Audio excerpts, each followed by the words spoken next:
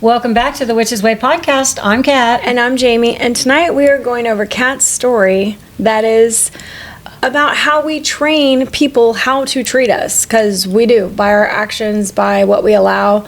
But tonight, Kat's going to tell us a story about learning. Yeah, so you guys, I'm still surprised. I have to tell you, I'm still surprised when I have an epiphany and realize that the problem is me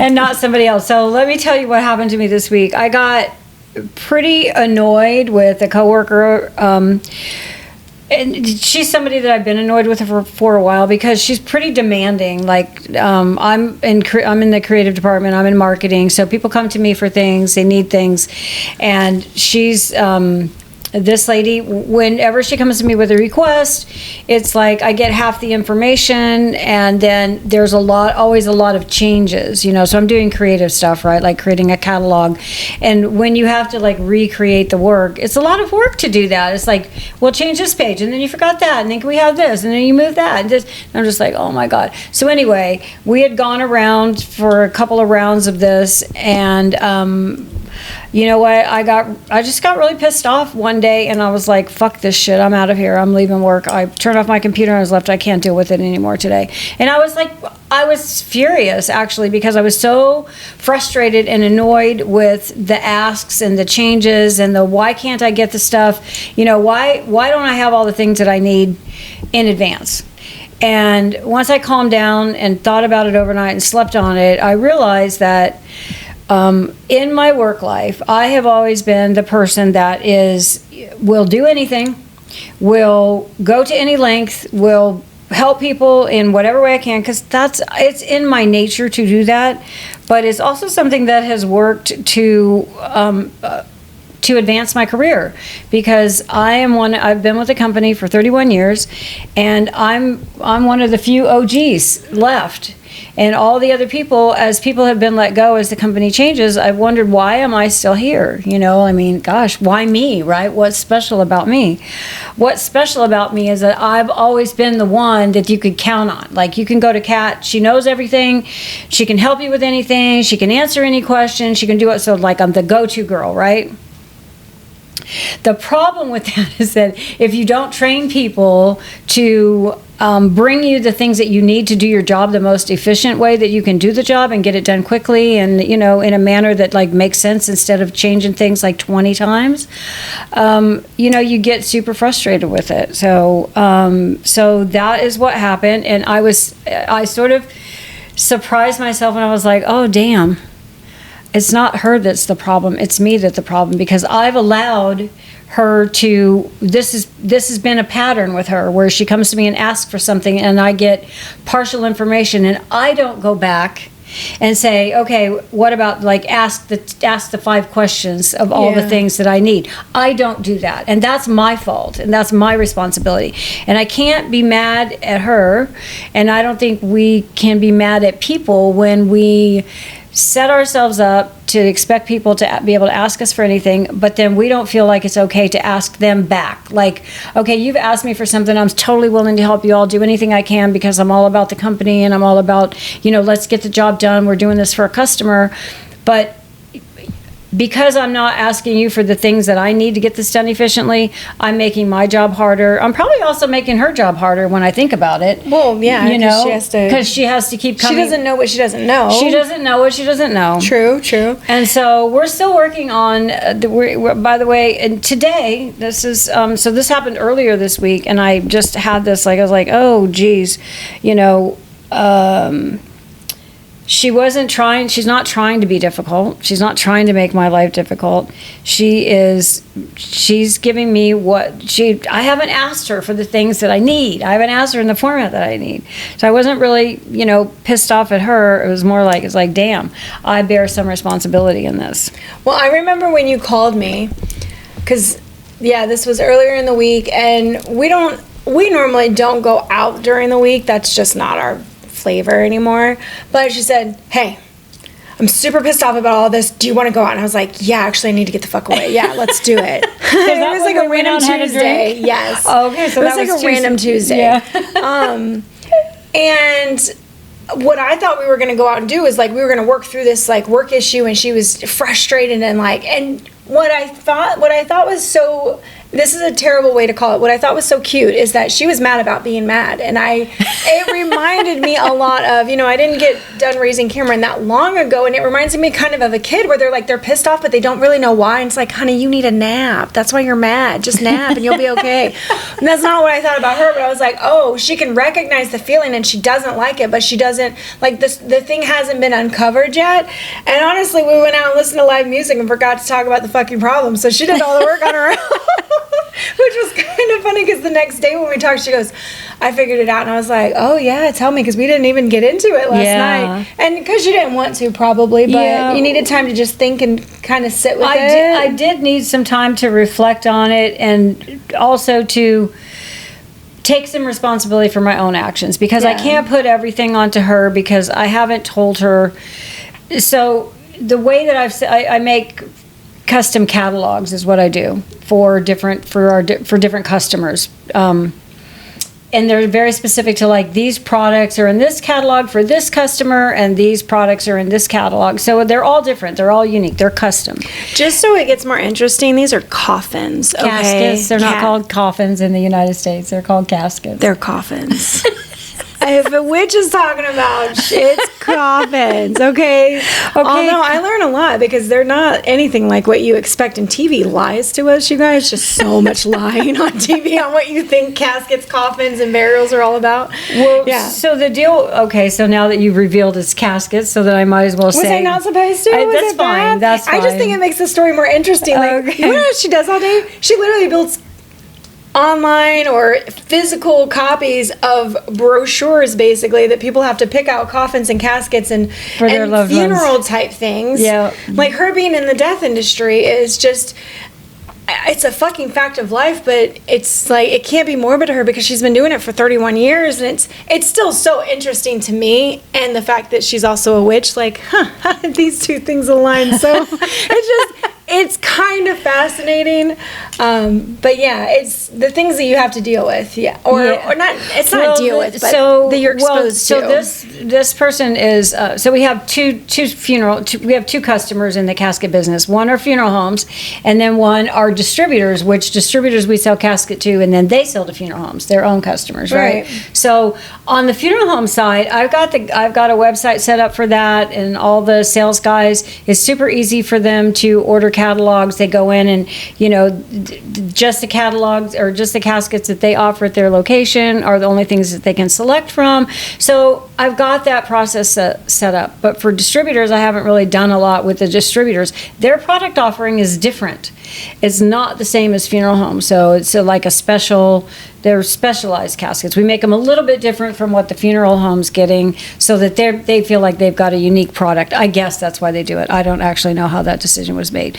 So it's the distributor ones that I have not got a good system for, and that has just caused me so much frustration and rework, because I don't have a form for it. I don't have them set up the same way I've got everybody else set up, that makes producing the catalogs really easy. And so it's to go back. So you guys, that was 2 days ago on Tuesday, and today I'm trying to finish up. And do you know, I have got 50 separate files because we have been going back and forth over this catalog. And today I was getting pretty annoyed with it, but I had to remind myself, okay, what I decided today is that this is the last time I'm going to do this. I'm going to set these distributor caskets up in the same way that I've done with the funeral home caskets, and the next time that they want to order a distributor catalog, they're going to go online and they're going to order it for, because that's going to make my life easier. Yeah, that's what I'm going to do. That's the solution to the problem. But I think the story that I want to share is how we can be in a situation and think, God damn it, they're not doing something, we can be blaming it on the other person, when really, if we step back and look at the big picture, it's like, well, how have we trained them to treat us? This is kind of what this is about. Like, how have we trained people to work with us? I've trained people that I'm Johnny on the spot, you know, or Jenny on the spot, or Jayme on the spot, or whatever. Johnny on the spot's an outhouse. Well, I think. it's also Johnny on the spot is also like boom, boom, boom. You're always there, right? Okay. You're always available. Mrs. You're always Dependable. doing things. Yeah, Miss Dependable. Yeah. And I Mrs. actually always available. I actually think that may be why they kept me around all these years. I don't know, because Yeah. I was always willing to like work really hard, and that's just part of who, it's just who I am. But That's how your planets were laid out when Yeah. you were born. Because I have the same thing. One of my specific niches, especially when I worked with groups of people, is I used to write the standard operating procedures for how things were done. So that was to Yeah. keep confusion apart. I was like, no, Yes. everybody should be doing this in the same way. Let's walk Yes. through the most efficient steps. Let's do it that way. And that's what this sort of like back and forth with this lady reminded me of. I'm like, well, what's the standard here? Well, and that's the thing. Realizing that you said it. I created it. Yeah. Like I created this whole system a number of years ago when we got into caskets, and people started asking me for custom catalogs, and I'm like, oh, I got to have a system for this, because I've got 20 salespeople with 20 different regions and it can't be this chaotic, crazy mess. It's got to be organized, right? Yeah. Or else it's going to be super inefficient and create just a lot more work, time, and all of the things. Yeah. But I mean, so in looking at like the whole situation, like where does let's examine like, why am I Johnny on the spot? What? Other than the fact that like my planets are aligned, but I'm rewarded for being helpful. So why are we the people that someone can always come to and dump stuff on our desk and ask us for things? How do we become those people? And how do we become those people? Yeah. And we're always willing to do that, and we take on the weight of it. And But then get pissed and then we off. get mad at them because Yeah. we're taking on the weight of it, and Yeah. resent them for it, because I really honestly, it starts like, man, she's really pissing me off. I don't like her. That's how I started to feel like, and there's nothing wrong with her. And you made it personal. I did. You started to feel like it was I did, but make it about her rather than the job or what. where this thing comes from, my desire to like be this person who feels like she's got to be super efficient and always do everything. That's how I set my career up Do you think with this company. I think it may come from seeing that when I was helpful, that was rewarded, then that was recognized, and that made me feel like I had value, and that what I was doing had value, and my place in the company had value, and I was contributing. I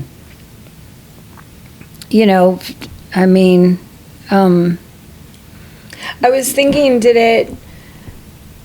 I know that, so behaviors that people want are rewarded through XYZ, right? So when your kid does something good, it's like you give them the applause. Whenever somebody does something that pleases you, you give them something that's going to hopefully encourage them to do that again.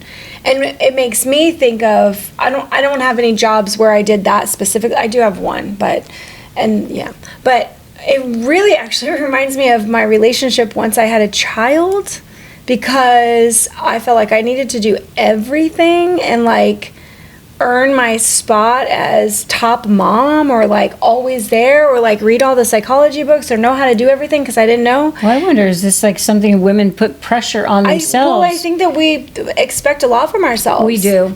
We really do. Figure out what our value is, and like, how are we valued? That's not clearly defined by, well, and it could be clearly defined by society, but it'd be really fucked up values. But I think we're searching for that. Where do we find our value? How do we know we're valuable? What are we being rewarded for in our work and our efforts in the home life, in a relationship? Because you're going to do more of that, but then you can get sucked into doing things that you never really wanted to do in the first place, but like you let somebody kind of expect that from you. Yeah. I can think of That's one a of boundary. That's a boundary thing. Yeah. I can think of one of my most toxic things that ever happened in my relationship with Cameron's dad was when Cameron was like a year and a half old. And I didn't know myself that well back then, not in relationship standards, because I had been alone a lot of my life. Like that, he was only my third boyfriend, like whatever, right? But he said one day, and I about fucking burned the house down. He said, we were arguing over household chores and things, and I was like, you need to do more around here. And we are arguing about this. And then he finally said to me, he said, I don't have to do shit. All I got to do is make you mad and leave, and I'll come back and the house will be clean. That's what I know. And I'm like, oh shit. I will burn this fucking place to the ground. Like, I was so livid that he admitted to manipulating me into that situation, because I would I definitely would do that. If I was angry, I cleaned, yeah. Because what am I going to do? Leave my kid, go out drinking? Like, no, I was left at home with a 1.5-year-old while he went off after creating the argument, but he admitted to creating the argument. So, like, the manipulation that you know. That would have... It was a tactic. That would have made me, like, my head explode. That would have made my head absolutely... I would have probably thrown something at him. Or something. Yeah, I think I started planning my escape right then. Started breaking shit. No, I knew I was moving out immediately. It would have made me so furious to be manipulated like that. So think about if you had this encounter with the woman or anybody in your life where they expect this thing from you because you've just always done that, and then one day you wake up and you're like, hey, so actually this is a lot for me now. Like, things have changed for me and I can no longer provide fucking 100% of the effort to your job now. Mm-hmm. And it is, I think what you really uncovered for yourself is, like, how do you pull yourself out of that situation where you have been the go-to girl, where you have been the person that does everything, and you need to slowly back out of that or aggressively back out of it and be like, I didn't sign up for this, actually. I was doing all of that out of the kindness of my heart, and now I can't anymore. So, like, we need to come to it. Yeah, things are changing in my job. Because you have way more responsibility now. Yeah, when I started this 5 years ago, I didn't have the same responsibilities that I have today. Yeah. And there's a lot coming down the pike for me, too, because we're building, like, a brand new website. A website for consumers, and then we're also building an e-commerce website, which I'm the lead on that e-commerce website. So when that thing gets going, I'm really not going to have time. But what I did, because I left in a fury last Tuesday. It was last Tuesday because this is Monday, right? Today's Monday. Yeah. This was last Tuesday that this happened, that I was so pissed off. And what I did the next morning was I sat down and I wrote an email from a calm frame of mind and just explained these, like, okay, so here's the deal. And I just laid everything out, like, the last thing was, like, my time is limited. I have other projects. On Thursday, I'll be on webinars all day. I will not be able to spend any time on this. So if this, then that, then this is going to be delayed. And this request was marked urgent, like they needed it Friday, right? And it just wasn't, and it's Monday now, and it's still not done. We're still making changes today. We were still making changes today, which is when I realized that I need to set up a system for ordering for the folks that are doing distributor catalogs. They need to have their own thing because they don't have that right now. Now it's just a request and here's our price list. Yeah. And we want these caskets on there. So so I wrote this, and she came back when she responded to me. She was like super nice about it, and I was like, okay, so this is definitely a me thing. And I think the thing that a couple of things surprised me is, like, when I'm, you'd think at a certain age you're no longer learning, right? You're not, like, I've learned all the lessons. I should know everything. Sometimes I feel like that. Like, I should know these things by now. But I'm still learning them, you guys, because of the nature of who I am and how I've always operated. And, like, until things get really annoying, then I go along and I'm like, yeah, I'm good. I'll just, the frustration, it's no big deal, right? I'll just do the stuff. Just do the thing. It's not that big of a deal, Kat. It's getting to be a big deal, and so I have to take responsibility for it. But again, what I was saying is, like, it's so surprising to me that when I have these epiphanies and I'm like, oh shit, that's me, I'm the problem, it's me. It wasn't actually her to begin with, and it's my job to, like, get it set up to make it easier for all of us so that this can be an efficient process. I can see this in so many relationships, that what it reminds me of is that, like, when you first get into a relationship and you're putting your best foot forward, or like everybody does. Oh my God, I do that. And you're so appeasing, and you're just like, yeah, whatever you want. Are like, you I kidding? Can do that. I'm cooking, I'm cleaning, I'm accommodating. You're your best self. I'm like, everything he wants me to be, right? Everything I think he wants me to be. And so are we the ones manipulating them and being like, look at how amazing I am. You want to be with me. Like, instead of being our true self, I will say there is. Yeah. That's not. It's not a lie. I mean, it happens. We do it. That's true because, when we do get into, I just think about my last relationship and how I was just, I don't let evil twin come out. The one that's really impatient, and I call it my Martian side, because as Scorpio, I'm ruled by Mars and Pluto, and that Mars is that super aggressive and like shut you down and like cut you off at the knees and shit like that. And you know, and I don't let anybody see that side of me for a while. I keep that very much on the down low until the day you really piss me off, and then it comes out, and then people are shocked.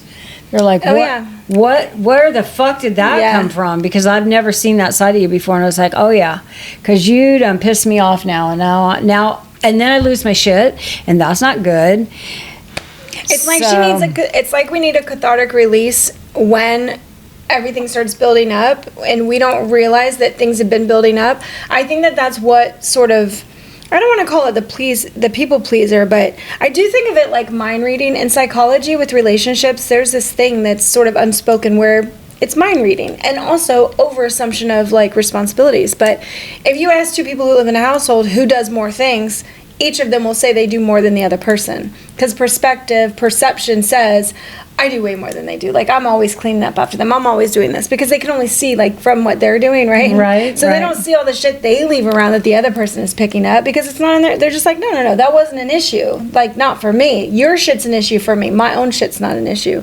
So there's like this mind reading thing that happens where you just kind of expect people to know what you need from them. You do actually do that. And you know, there's also like boundaries in here, like my own boundary. Like if I was to say, here's the things that I need before I ever start this project, or I ask all the questions, or I gather all the information first before I do that. That's a boundary. Here's what I need, instead of like, you know, you should magically know what I need, because that's the mind reading thing. Yeah. It's interesting how we assume that other people know what's going on in our heads. It's, you know, we do that. I do that a lot, I have to admit. And again, some days I'm still surprised that at my age I'm still doing stuff like this, and I'm still learning it, and it's still, you know, it's still these things that come out. It's like, oh shit, I was mad at her, and really the problem is me. And then you see that and you're just like, okay. Then you kind of have to like backpedal from where you were when you were like really pissed off and blaming her for stuff and saying she's a bitch and she's demanding, right? Because that's what I was saying. Or does she think I'm at her beck and call kind of thing? Yeah, what am I, her beck and call girl or something? It's like, I get it. Yeah, so boundaries, you know, telling people what you need. So I guess that's what Speaking of, about your needs is big. Yeah. And that's in all relationships, all jobs, everywhere you go, you should be saying your needs, stating them clearly. I think the other thing about this story is, because I've said this now like 3 times, but I'm going to come back to it, because this thing where we have a situation that happens and then we have a reaction that's almost like a knee-jerk reaction, or the way we've always reacted to it. Mm-hmm. And then for whatever it is in that moment, that when the switch flips and we look inward at ourselves and we say, okay, where's my responsibility in this? Yeah. That's, I think, where we experience the most growth, and where I really appreciate the last 7 years that I've spent basically growing the fuck up from whatever person I was when I was in that 15-year toxic relationship, where I was doing all these backflips and twists and turns to make everything work, you know, to make things like, to make things work. I mean, I'll just have to say that I tried to force it. And you were sucking it up. So think about all the things that come with that. Yeah, because I couldn't set the boundary. Mm-hmm. I couldn't say no, or I did say no, and I did have like explosive knockdown dragouts, but then I always reverted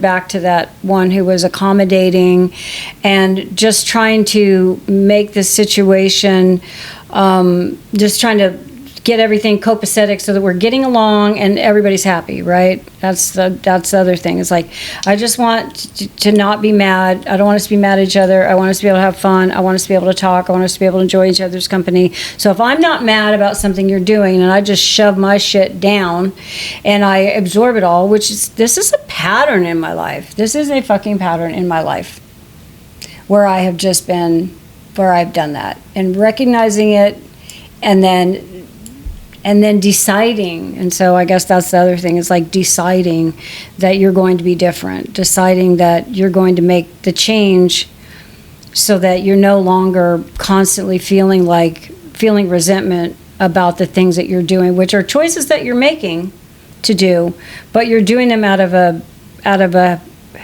pattern out of a habit, because that's how you've always done it, and you haven't taken the time yet to think about, why have I always been doing this, and what do I have to do to stop? Do I want to be like this anymore? No, I don't. I want to change it. I'm going to be retired in a couple of years, and when I'm no longer working, I'm going to have all this free time, and there's all these things that I want to do, and I want to be like doing nothing but witch stuff with and gardening with Jayme, witch stuff and gardening, and so there will still be things that I'm learning there. But again, it always surprises me when I have these revelations, and I don't know if you guys have experienced that. I don't know if you've experienced these things where you're like, I see you having gone through similar situations when you were first with Tony. Absolutely. Yeah. And, you were like learning to be in a relationship again, and learning to not be selfish. Not be selfish, but also not be afraid, just like this fear that you had because of the experiences that you had in all the relationships before that. For sure, all the failed relationships. So it's like, this is like the same thing. It's a coworker relationship, but it's still like we drag this stuff around with us, this baggage from other relationships that end up coming into our work life and our friendships and our family thing. I can tell some other stories on another podcast about some things that I learned when I came here and I started hanging out with my daughters again. And I had to make changes to myself. Self-edits. And it's not bad. And I think that is where I've experienced the most growth over the last 7 years since I've been in Florida. I moved back with my family. There's been a few hard ones, and now I've come to this place. It's like, I'm just, I don't want to be that person anymore. I want to be this person who I see I can be, this person who I see I can choose to be, and I can put in the effort, and I can be different and something that is more aligned with who I am today. How Absolutely. about that? I want to mention something about boundaries that a lot of people don't know. It's a misconception. It's something that's actually, it's not talked about enough as far as boundary setting and what that actually looks like in real life. Because you hear a lot about boundaries and you're thinking like you set a boundary and then you are actually, what people think is that when you set a boundary, you're putting the onus of behavior on the other person, and you're not. That's not what a boundary is actually about. A boundary is when you set a boundary, you're telling the other person, I'm going to accept things up until this point, and when that doesn't work, I walk away. What we believe is that when we set a boundary, that we're basically trying to force the other person into acting in a way that is the way that we want. And that's not what a boundary is about.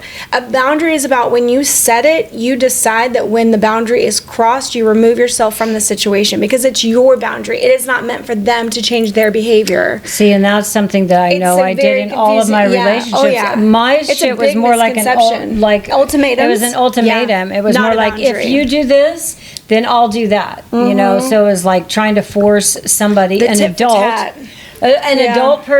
person, which, and if you've raised children, you can't even get your kids to do what you want them to do, let alone another adult who's got free will. You can't control people. You cannot control people. And you can't force them to change. I know I issued a lot of ultimatums, when I reflect on relationships that I've had and the demise of them, I bore a lot of responsibility in it. Granted, he had his problems and wasn't whatever, he had his list of things, but I also did. And at the time when the breakup happened or the end of the marriage or whatever it was I looking at me? No, I was looking at him being all the fucked up things you did, but not taking the time at that time to say, where was my responsibility in it?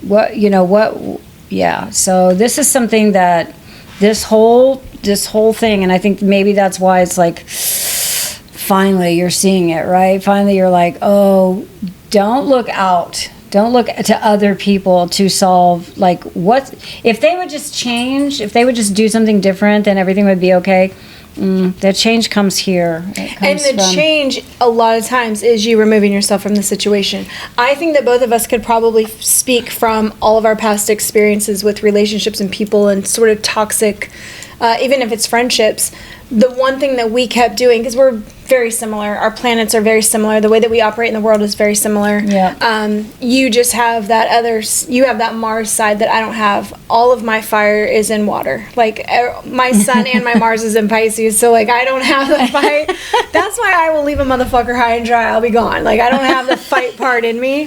But one of the things that I can really see when we thought that we were setting boundaries is we were really just asking these other people to change, and we kept thinking if we stuck it out Yes. long enough that they would change, that they would see that we're serious, that we could say something in a way that would finally make it get through. Yeah. And the one thing that we're just really not taught is that when you're setting a boundary, you're actually telling somebody things that you'll accept, but what you have to do, the actual part that's your responsibility is to, when you're holding your ground, it's not like you're throwing them out of your sandbox. You're leaving your sandbox and you're going somewhere else because you can't physically remove them. If they invade that space and they take over that thing, you have to be willing to leave.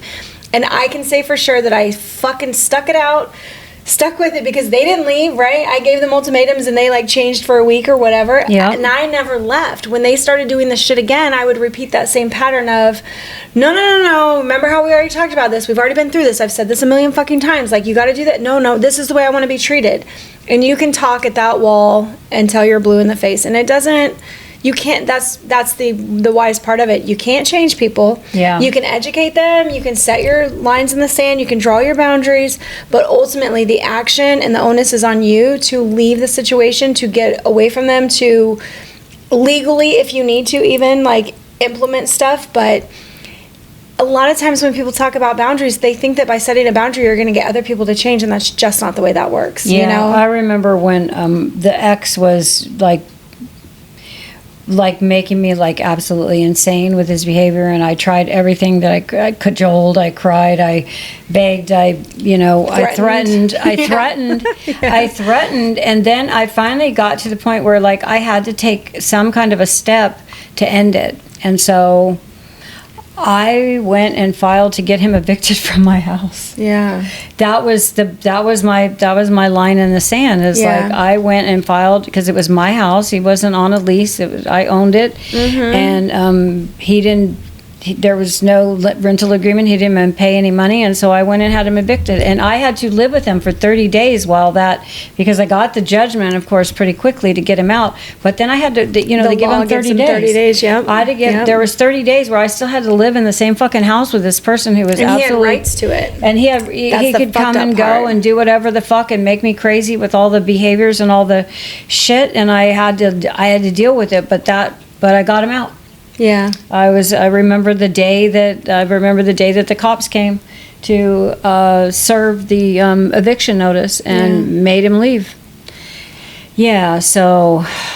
Do you know that that's how I ended things with Cameron's dad the very last time that we tried to be cordial together? And You evicted him? I had to go file for an eviction. No, and I did not. Yeah. See, we have. Oh my goodness! I can't believe that. I didn't know you went through that. It wasn't even my fucking house. I was actually staying with Rachel and her mom. Actually, I think her mom's husband owned the house. So like, it was a fucking like it was a line of chain of events.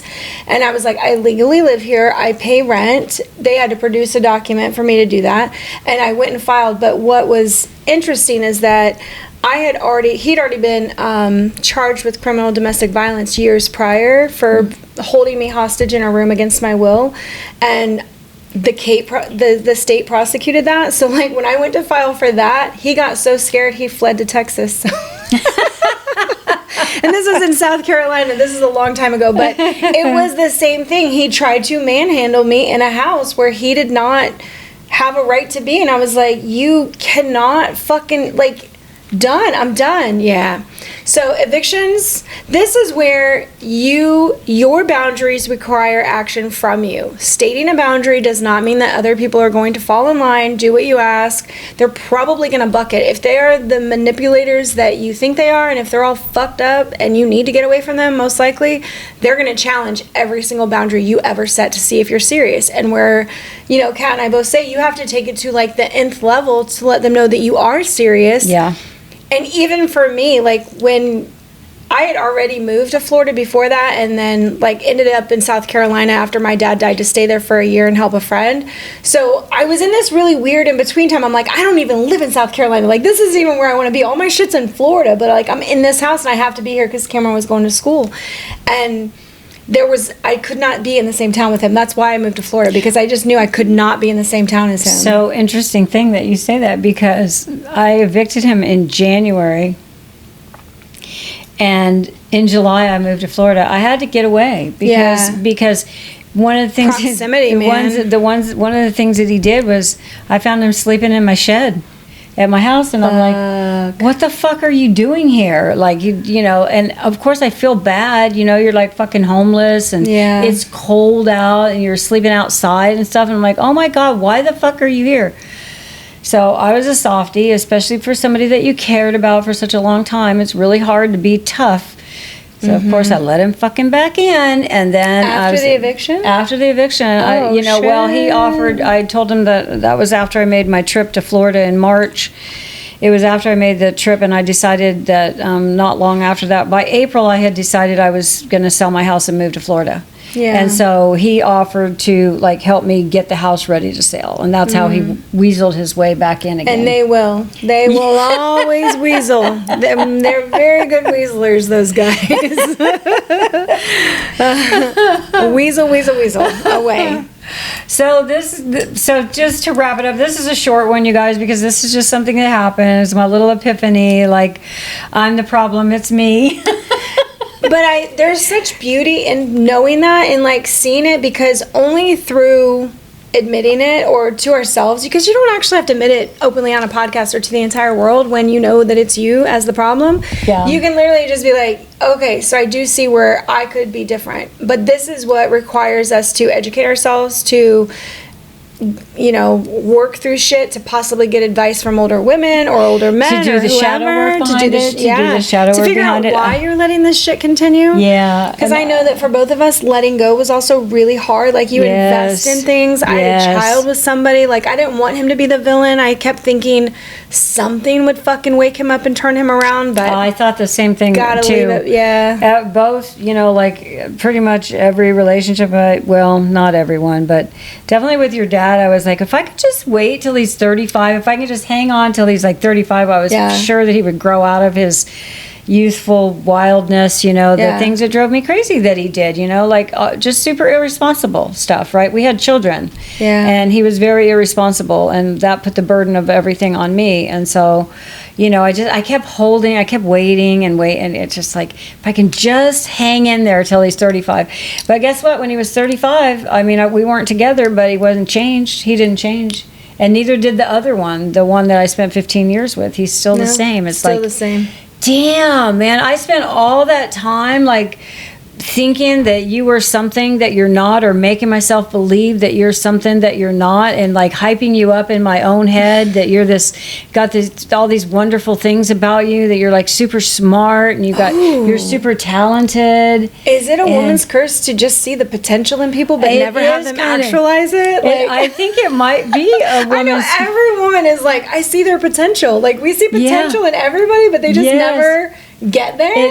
It doesn't materialize. Yes. I'm lucky. I'm with a man now that I don't have to see any potential in him. He's living it. Like, there's not some untapped potential, except I told him he should start writing poetry to me. I was like, I think you could write poetry. You should try that. Not that I see the potential, but he's so witty. He's so incredibly witty. I don't even care if it's got cuss words and crazy, like, I think he's very witty and very smart and quick on the comebacks. Oh, he's so good. He's so funny. Yeah, like, he is funny. He's very funny. He's super funny. So I think that's what it is that I finally found somebody where I didn't see this future potential in them. Like, they were already living there. They already embodied it, right? There was no there. Like, if I could just one day, when he grows up, right? Yeah. More was like, I better get my shit together to be enough for this guy. Like, I've been over here just excluding myself from society, and I've been this, sort of, I mean, that's what was hard for me. You did do that, didn't you? Yeah, Because you were like, I'm just going to be disappeared. alone. Oh, I I'm just disappeared, going to be alone, and then I don't have to deal with relationships. Don't want to. And 5 years alone. And when you decide that you're not going to deal with relationships, that also means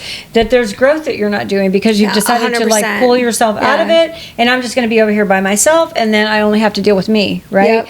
And that's kind of a cop out. I mean, it's okay if that's the way you want to live, but it also doesn't. You don't evolve when you're doing that. Well, because it wasn't only just not a relationship with a man or a woman if I had happened to be gay, but it was no relationships at all. I had no friendships. I literally chose to stop interacting in society. I would go to the grocery store. I was pleasant. I went to a gym. I did not talk to anybody there. But like, my best friend was my kid who was, 6 at the time. Like, that was the person I hung out with all the time. We had the best time. But he was so much fun. He was so much fun. You had so much fun with him. Sports. We went on adventures. We did everything together. Like, yeah, not in a scary, like, want to, only be me and my kid for my whole life. But when he was younger, I was good with that because just doing that was enough. And there was growth in teaching him how to be a good person. And I think that alone time without a man intervening or having to, not a man intervening, having to tend to a man's emotional needs, having to manage somebody else's things, and make sure they're happy, and all the burden that we put on ourselves of the responsibility of other people's happiness, and their moods, and their moods. It's a lot of managing the people around you and like expectations from them to you. This is where we're learning the boundaries, right? Like even Tony and I dated for 2 years before I would let myself move in with him because he wanted me to move in right away, and I was like, no, I think I'm going to take my space. I think I'm going to. That really would have alarmed me if you'd done that because I've done that a lot. Yeah. I moved in with somebody. I moved what's his face in after I knew him for a week. What's his face?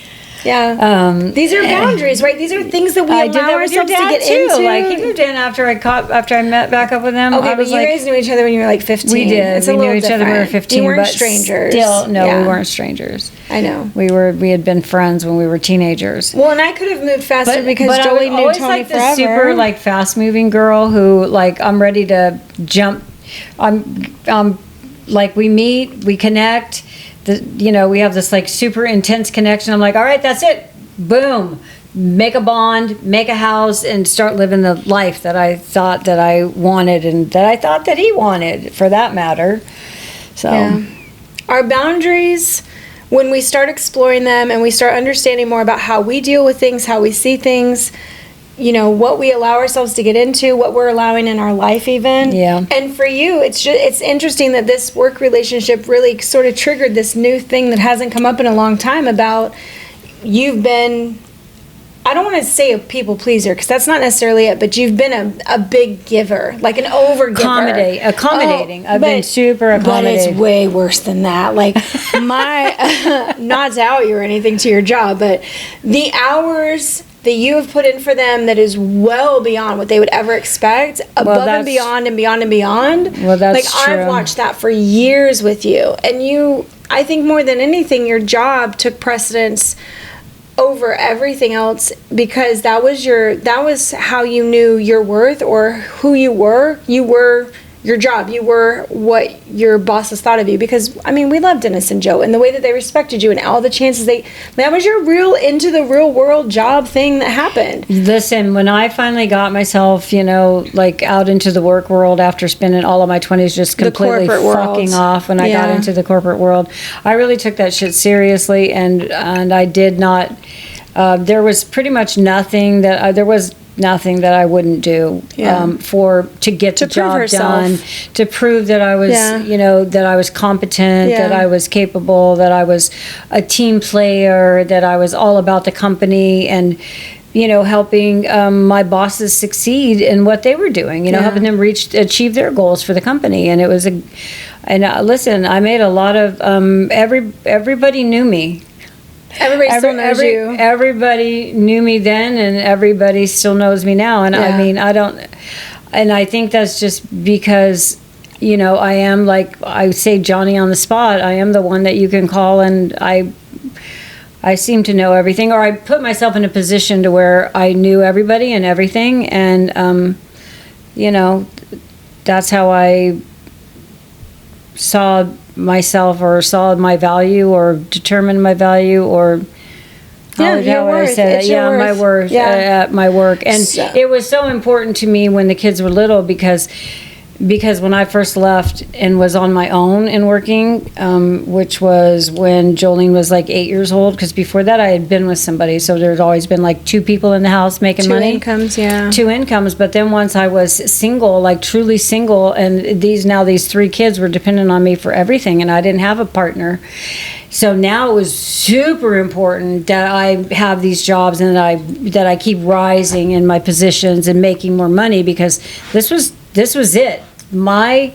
What I could do at work, the money that I could bring home, the advancements that I could make in my career directly impacted the life that I was going to be able to give my kids, and that was very, very important to me. That was everything to you. And I probably, Jayme pretty much raised Jolene for a number of years until she really did, because I was a professional babysitter for her. Because I worked two jobs because I didn't make enough money initially. When I first started out, I was making $25,000 a year with four of us, and even though rent at that time was $375 for a 2-bedroom duplex, I slept in the living room. The kids had the bedrooms.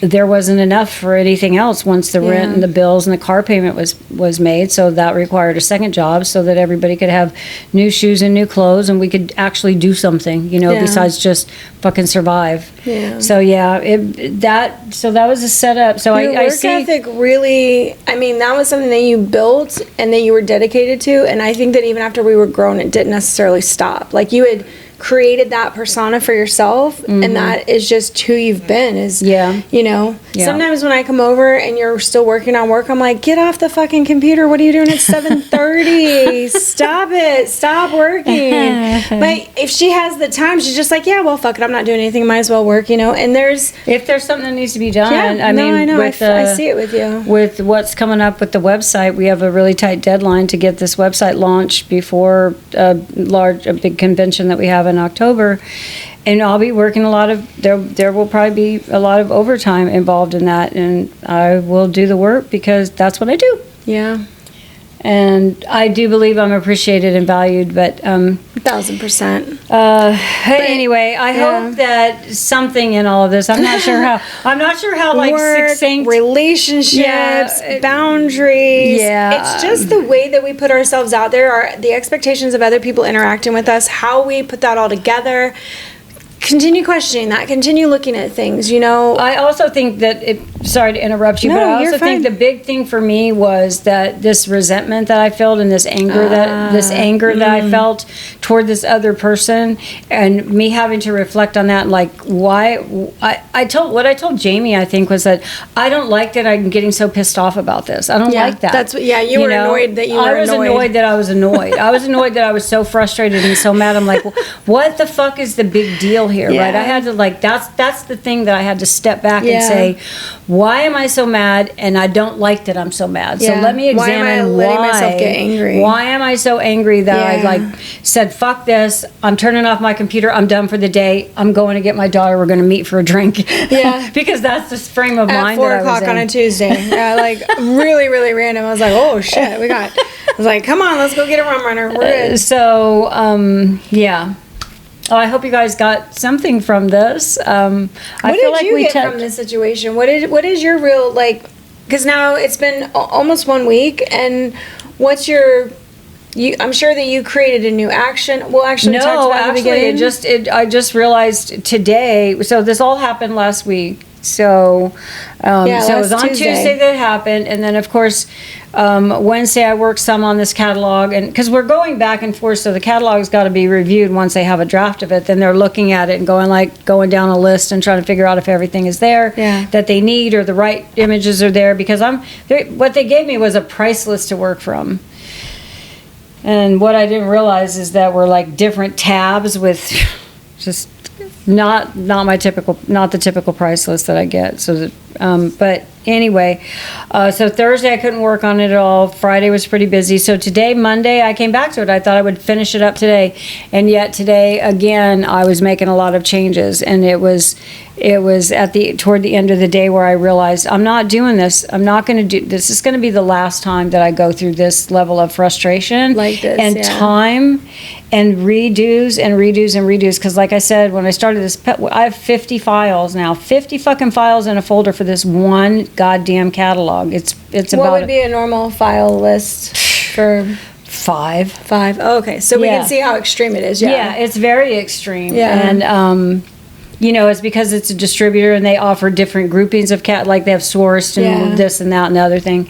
And one of the tabs that had their wood caskets on it, they hadn't updated their stock codes, so I was pulling old stock codes and they're like, those aren't the right images, and I'm like, those are the, you know, so there's all that miscommunication. all the stuff, right? So So it was what is your big takeaway from learning it now? my big takeaway Yeah. is that I'm going to take their price list and I'm going to set them up like I do the other funeral homes on the website that everybody has for ordering catalogs. I'm going to take this whole list, their whole price list, and I'm going to set them up. And so the next time that they want a distributor price list, they're going to be able to go online and pick the caskets that they want in there. Instead of having you hand make it through stuff. Instead of saying, Oh, okay. I need these and Yeah. here's a list of the ones that I need, I'm going to have them go through that process Yeah. of ordering it online, because it's the most efficient way to get it done for all of us, right? Because Yeah. they can go through the list and see because some of the caskets, their caskets, I don't have pictures of, so they can't get them, and I have to I don't have pictures for that. So Yeah. anyway, so that's on me. So that's my big takeaway from it, Yeah. is that they're going to get set. Is that I'm not going to do this again. I'm going to set them up online, and that's how we're going to order going forward. Yeah. And that's going to solve all of this. I will not have 50 files for one. And hours. I've spent like 3 hours on one catalog. That's a Yeah. ridiculous amount. It's stupid. How long You know, would another one take you that was like 30 minutes. 30, okay, yeah. So 30 minutes to do Yeah. that. Yeah. So, And then Yep. for you, when you get requests that are beyond the reason of your job description or time, or well, that's the other thing I That's the have to boundary do. setting? Yeah, that's the other thing. Like, I already know that my boss, I know where he wants my efforts focused, and I'm doing these things outside of, because marketing requests come into one person, and the casket division has sidestepped that only because I've been doing it for them for so long. So it's You not like allowed it. I've allowed it. I haven't forced them to like go to the point person for all other projects. Any marketing projects that people come to is like, I need this new catalog for whatever. They go to one person, and then that person records it, and then it's like, yeah, we're not doing that, or we don't have time for that, or we don't have the resources for it, so you'll have to wait. I just do it. This is another. That's one of the big boundary parts of it, because Yeah. by allowing that for so long, they've been able to overstep that. Yeah. Not that you set the boundary, but they've been crossing a boundary that you feel like should have been there and like didn't know. Yeah. This is the thing about pulling back from, you've been giving in for so long. How do you pull back without everybody going like, why are you being such a bitch now? Like, what's Right, wrong? exactly, Right? yeah. Why are you not being dependable now? How come you won't just do the work? Yeah. Speak your boundaries up front. Let everybody know. I will, with my relationship, after not being in one for 5 years, that's something I did very clearly. I told him every single bad thing about me that I could. I was like, here's all the things you can expect. Here's all the things I'm bad at. And even yet, I was still bad at the cell phone thing. I did not keep my cell phone on me ever. But, it's working through communicating with people, your needs, their needs, and how you meet in the middle with that. And I love that you're still doing the work at 67. There's nothing wrong with that. And just so you know, when you're surprised by it, I'm like, no, I don't. The more situations we expose ourselves to, the more that we're going to learn about ourselves or do stuff. So Somebody has to go. Somebody needs to Tank go is for a ready walk. to go for a walk. Tank's ready to go for a walk. So we're going to wrap this up. Thank you Yeah, guys for being thank with you us. for We love being- you, witches. All right. And we'll see you on the next We'll podcast. see you next time. Bye. Bye.